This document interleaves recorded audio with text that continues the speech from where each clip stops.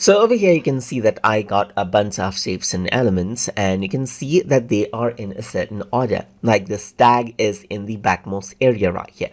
But let's say what I want to do is I want to bring this to the front, and in that case I can go around and send this to front, and it comes to the front right here. I can go around and select this out and send this to the back, and it goes back. Click on it again and it goes to the backmost area. Go around and click on the tag and click on send to front, and it is in the front again. Click on back and it is on the back again, as you can see right here, just like this. So this is what you have. So now what you can also do is you can go around onto the layer section right here, and you can see different sets of layers, as you can see, like you can see group and parts right here. So this one, as you click on this, you can actually see that there are the different elements right here, and all I need to do to rearrange is simply click and drag it around onto the top, and it comes to the top, as you can see right here.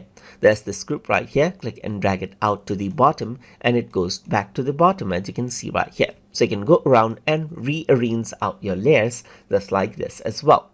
So that is how you can rearrange objects and work with the layers area and rearrange with objects inside of Vectr. So hope you guys learned something as always.